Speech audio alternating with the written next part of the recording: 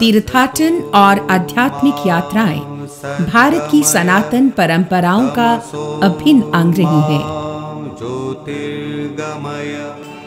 देश के कोने कोने में ऐसे अनेक तीर्थ स्थल हैं जहां हर वर्ष लाखों की संख्या में लोग शांति और परम आनंद की प्राप्ति के लिए आते हैं।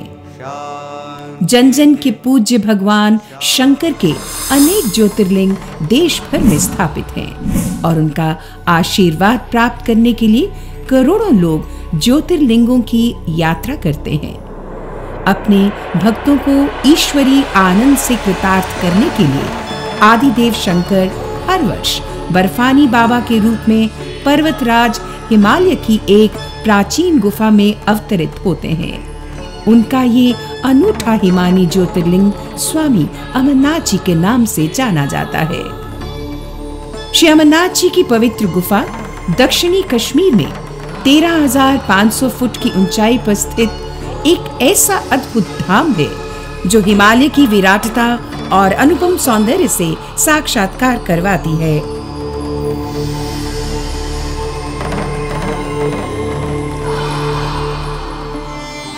वर्ष में एक बार निर्धारित अवधि तक चलने वाली ये यात्रा श्रावण पूर्णिमा अर्थात रक्षाबंधन के दिन संपन्न होती है। जम्मू कश्मीर की ग्रीष्मकालीन राजधानी श्रीनगर से तकरीबन 145 किलोमीटर दूर ग्लेशियरों के घाटी में स्थित स्वामी अमरनाथ जी की पवित्र गुफा में प्राकृतिक रूप में बर्फ से स्वतः निर्मित शिवलिंग को भगवान शिव का परम पावन रूप मानकर उसके दर्शन किए जाते हैं।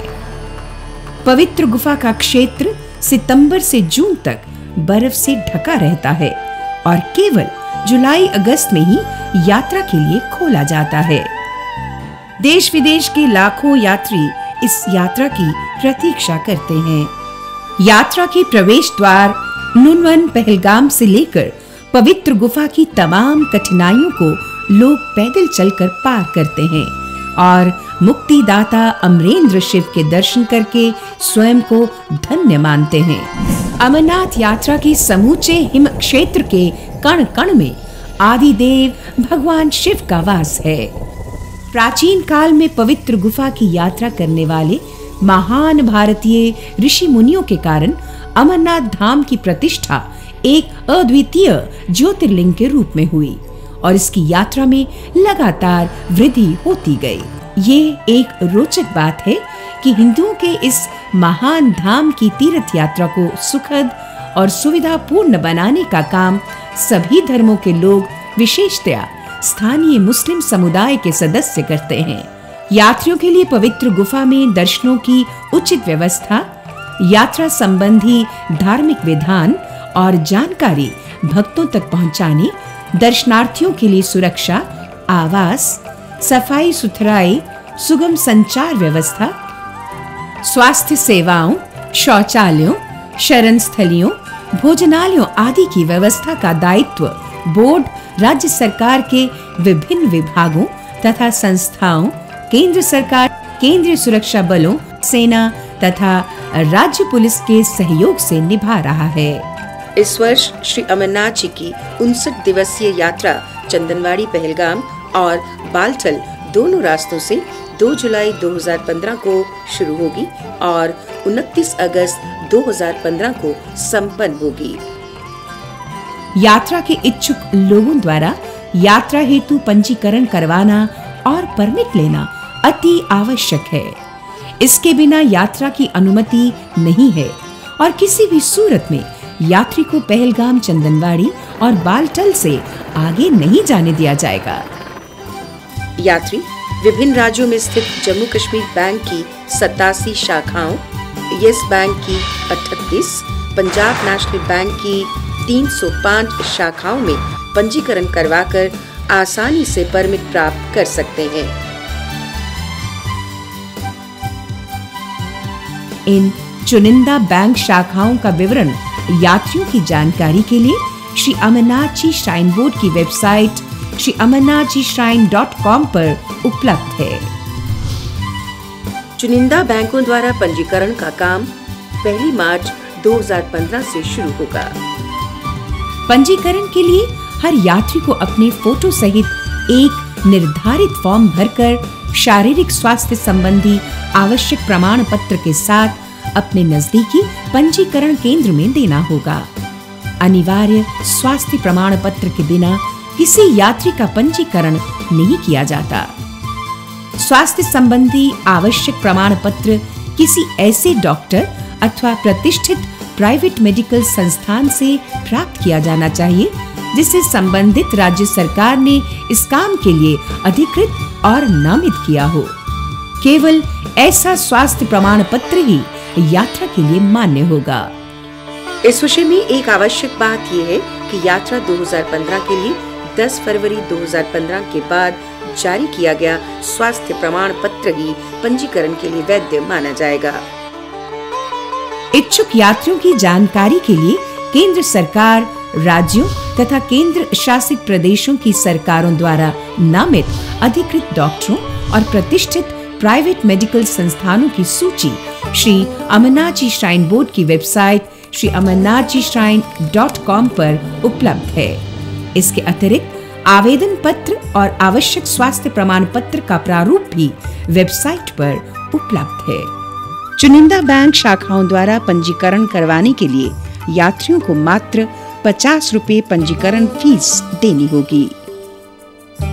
श्री अमरनाथ जी श्राइन बोर्ड ने उन लोगों के लिए सामूहिक पंजीकरण की व्यवस्था शुरू की है जो 5 या इससे अधिक संख्या में निश्चित तिथि और मार्ग से यात्रा करना चाहें और अपने नजदीकी केंद्र बैंक में पंजीकरण करवाने में अक्षम हों। ऐसे समूह में शामिल व्यक्ति प्रति यात्री 150 रुपए की अदायगी करके पंजीकरण करवा सकेंगे। कोई भी प्रवासी भारतीय यात्रीगण पंजाब नेशनल बैंक में 500 रुपए का शुल्क जमा करवाकर यात्रा के लिए पंजीकरण करवा सकेगा। इसकी पूरी जानकारी श्री अमरनाथ जी श्राइन बोर्ड की वेबसाइट श्री amarnathjishrine.com पर उपलब्ध है। हेलीकॉप्टर से यात्रा करने वाले यात्रियों को यात्रा के लिए अलग से पंजीकरण करवाने या यात्रा परमिट लेने की जरूरत नहीं होगी। अलबत्ता यात्रा के लिए अनुमति से पहले हेलीकॉप्टर पर सवार होते समय उन्हें आवश्यक स्वास्थ्य प्रमाण पत्र जमा करवाना होगा। निर्विघ्न यात्रा का आनंद उठाने के लिए यात्रियों को अपना यात्रा परमिट पहले से प्राप्त कर लेना चाहिए और निर्धारित दिन और मार्ग से ही यात्रा करनी चाहिए।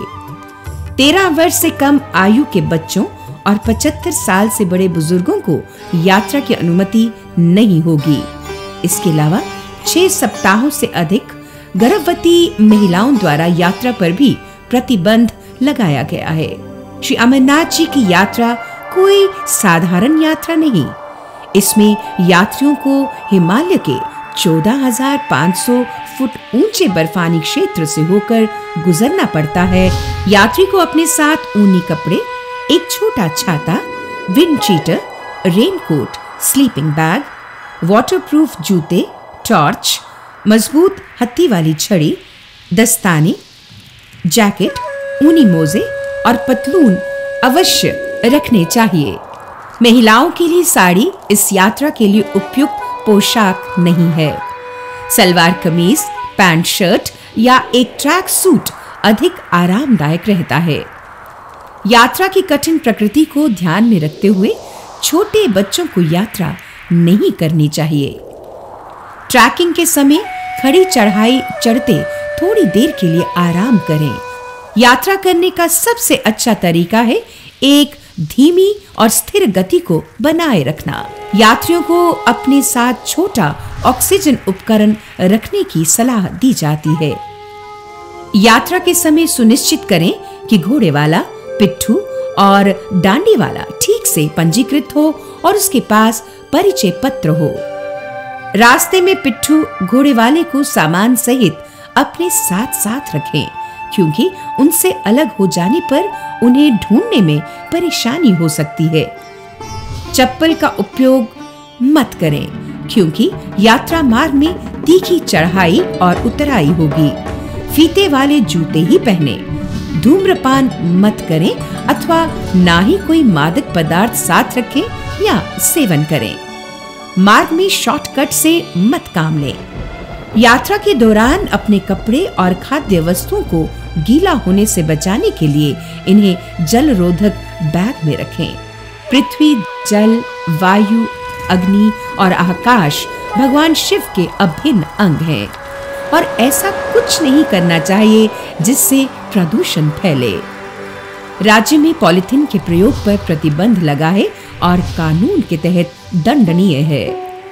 यात्रा मार्ग पर अधिक ऊंचाई वाले स्थानों पर तेज खुश्क हवाएं चलती हैं, जिससे त्वचा रूखी हो जाती है।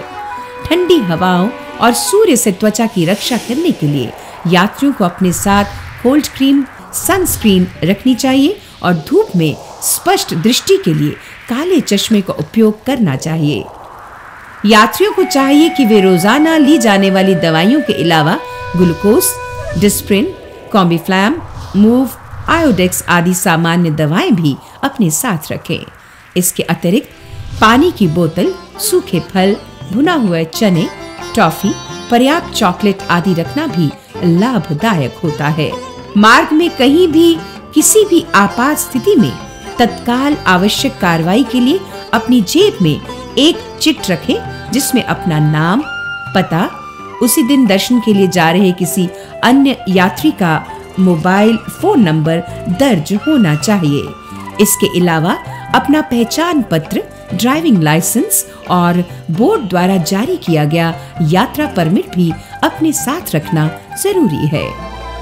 ऊंचाई पर स्थित क्षेत्र में भीषण ठंड, कम नमी, अत्यधिक अल्ट्रावायलेट विकिरण और हवा के कम दबाव में पैदल सफर से यात्रियों को गंभीर स्वास्थ्य समस्याओं का सामना करना पड़ सकता है। इन स्थितियों में किसी भी यात्री को ऊंचाई रोग की शिकायत हो सकती है, जिसके लक्षणों में भूख ना लगना, सिर दर्द, मतली, उल्टी, थकान, कमजोरी, चक्कर आना, नींद में कठिनाई, दृष्टि दोष, मल मूत्र विसर्जन में दिक्कत, गति विभ्रम, पक्षाघात, चेतना का ह्रास, मनोस्थिति में बदलाव, उनींदापन, छाती में जकड़न, कब्ज, सांस और धड़कन का तेज होना आदि शामिल है। यदि ऊंचाई रोग का समय रहते इलाज ना किया जाए तो ये कुछ ही घंटों में घातक सिद्ध हो सकता है। कुछ सावधानियां अपनाकर इस समस्या से बचा जा सकता है। यात्रा शुरू करने से पहले अपने चिकित्सक से जांच करवा लें। निर्जलीकरण यानी डिहाइड्रेशन और सर दर्द से बचने के लिए रोजाना 5 लीटर पानी या तरल पेय का सेवन करें।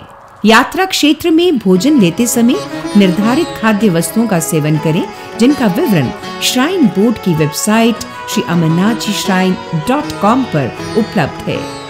यदि ऊंचाई रोग के लक्षण दिखाई दें तो तत्काल कम ऊंचाई पर नीचे उतर आए।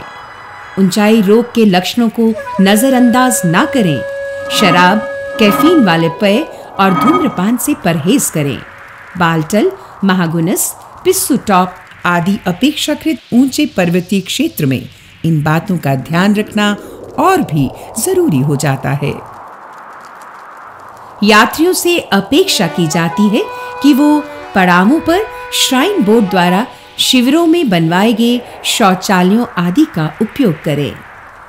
पवित्र गुफा में बर्फानी बाबा के आगे प्रायः सूखे मेवे का प्रसाद चढ़ाया जाता है।